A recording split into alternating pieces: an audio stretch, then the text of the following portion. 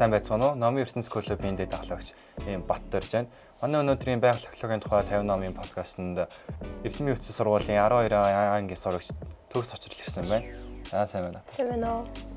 Өнөөдөр та би болон манай үзэгчдэд ямар ном ярихаар ирсэн бэ? За энэ ном нь Алтан цаад ахгүй гэдэг нэртэй ном байгаа. Энэ ном нь Аялсан замын тэмдэглэл хэлбэрээр бичигдсэн ном. Номныхаа зохиогчийн талаар тодорхой мэдээлэл өгөөч. За зохиогч нь болохоор Дондгийн Цэвэг мэд гэдэг зохиолч байгаа. Энэ зохиолч нь хэл шинжээч, гавьяд багш болон эрдэмтэн зохиолч хүн байгаа. Зохиогч нь олон ном гаргаж ирсэн үү? Эсвэл энэ гаргаж ирсэн цөөх хэдэн номынхаа нэг үү? Олон ном гаргаж ирсэн. Өөрөө нөгөө судлаач учраас олон судалгаан дээрээ номод бичижсэн. Энэ номоо яг яа бичих болсон бол зүгээр судалгааны зорилготой тэгээ сурагчтай зөвөр зориулж бичсэн ном уу эсвэл арай өөр зорилготой бичсэн болов? За энэ номын оршил хэсэг дээр бичсэн байдаг. Одоо охид хөгөөд пианорууд гэж бичсэн байдаг. Тэн дээр энэ номоороо би цааш үедээ энэ говь цөл нутгийн талаар өөрийнхөө нутгийн талаар ингээд ямар амтан байдаг, ямар үг сургууль ургадаг, энэ ямархуу говь гэж юу яг юу гэдэг талаараа ингээд цааш нь биднэрт одоо танин мэдүүлэхийн тулд энэ номыг бичсэн гэж хэлсэн байдаг. Ер нь хэдүүлэнд зориулж бичсэн ном юм байна те. Би бас говийн талаар нэг сайн мэдгүй, говьд амтан байдаг ч юм уу байдаг ч юм уу. Би нэг сайн мэдгүй.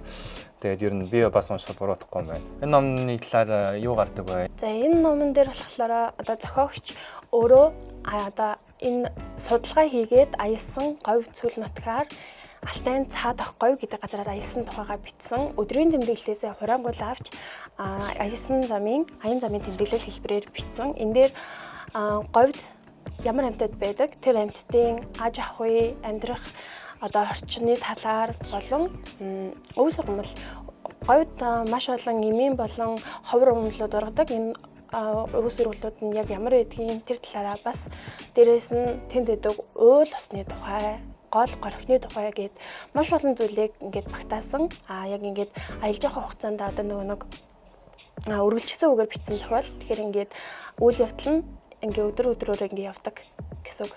Таарсан зүйлсүүдээ маш тодорхой гоё бичсэн байдаг. Тэгээд энэ ном дээр танд таалагдсан хэсэг байгаа юу? Мэдээж байгаа. За энэ болохоор ногоон цавын хоолой. Өөрөө болохоор 14 бүлэг сэдвт хамруулж бичдэг. Ингээд сэдв болгоно нэртэй. За тэн дээр ногоон цавын хоолой гэдэг сэдвийг уншиж эхлэхэд надад үнэхээр сонирхол татчихсан. Ягаад гэхээр за бүр энэ эрт галын үе гэдэг дундад галын үеийн одоо өлөг гөрүүлийн бүтэн бүр ингэж чулуудсан аргаас өндгүүд энэ газараас олцсон байдаг. Тэгэхээр маш сонирхолтой. Надад уншихад энд ийм юм байд юм гэдэг талаар мэдэж авах гоё юмсан. Угаасаа бүлийнхаа гарч ирсэн сонсоод л шууд бодогдсон шүү дээ. Энэ говь байж энэ юм сонин нэртэй юм яа. Тэ энэ яг яа тийм бол гээд шууд бодогдлоо. Энэ номноос ямар сургамж авч болохоор байсан бэ?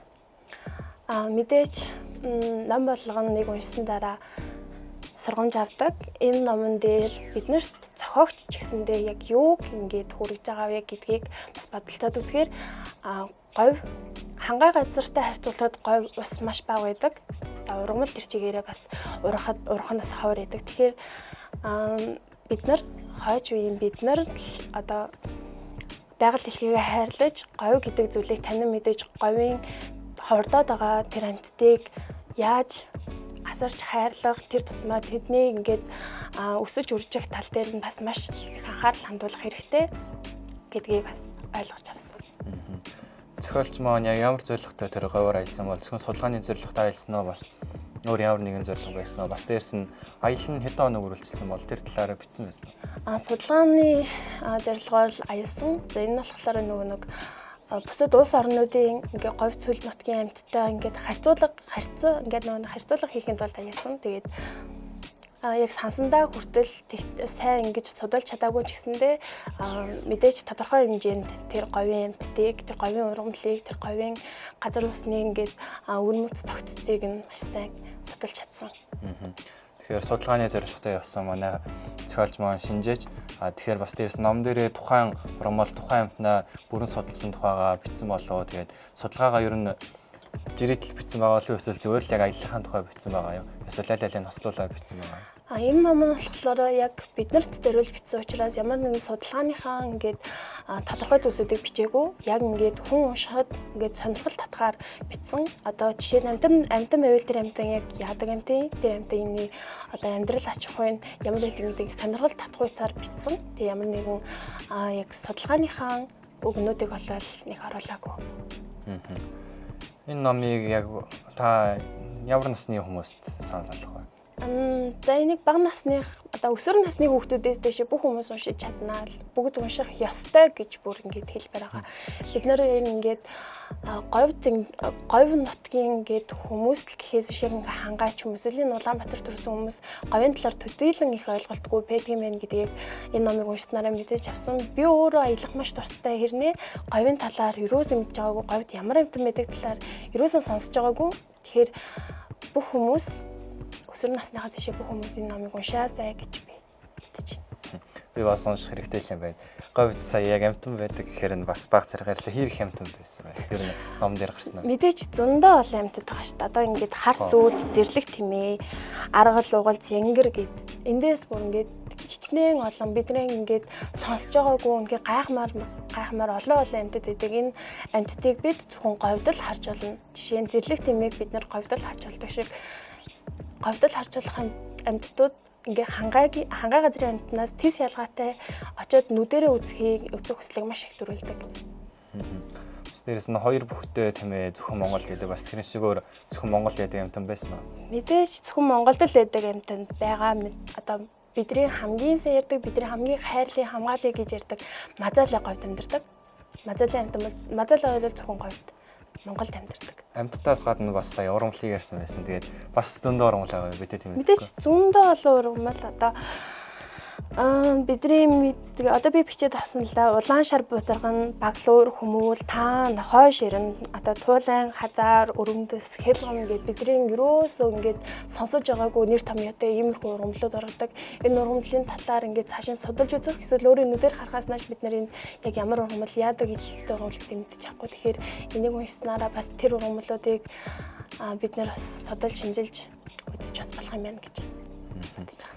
Тухайн ном нь ер нь бүхэлдээ ер нь баг байгаль экологийн тухайн ном юм байна тий.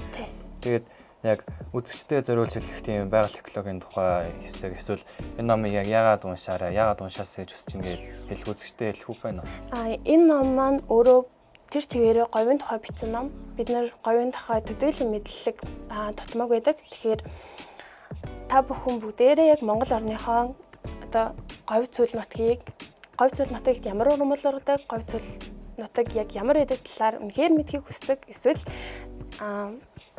зүгээр л ямар нэгэн ном хайж байгаа бол энэ номыг заавал сонгох хэрэгтэй гэж би хэлмээр байна.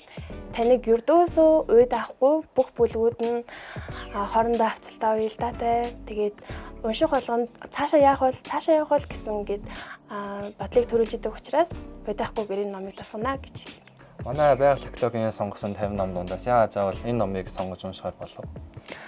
Энэ номыг манай найз надад хийсэн. Эхэндээ бол Алтан цадах говь гэдэг нэрийг ингээд сонсоод надад ямар нэгэн юм унших хүсэл төрөөгүй ч гэсэндээ яг эхлүүлсний дараа энэ номыг ингээд цааш нь унших хүсэл төрсөөрөөс ингээд яг юу гэдгийг ямар сони ийм юм байсан юм болов гайхшрал төрүүлмээр. Тэгэхээр энэ номыг яг ингээд ном болгон номыг бити хавцаар нь дүгнэ гэж хэлдэг штеп хүмүүс. Яг тэрэн шиг энэ номыг ингээд нэрээс сонсч ял ямар сэн ном вэ гэж.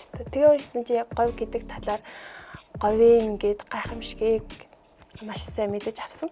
Манай хамт олонны урилгыг аваад энд хурж ирээд надад болон манай үзэгчдэд энэ гоё номыг ярьж өгсөнд баярлалаа. Манай дараагийн 50 номын уралдаанд номд санал хүсэлт хэлэх бол манай Facebook пэйж рүү холбогдож олно. Бас дээрс нь доорх линктэй дараад бидэнтэй холбогдоход нээлттэй байгаа. Намайг сурж ярилцсан танд олон номын ертөнц клубын хамт олонд маш их баярлалаа. За баярлалаа. Энэ хүртэл хамт байсан үзэгч олон сонсогчдоо баярлалаа. Дараагийн дугаар хүртэл баяртай.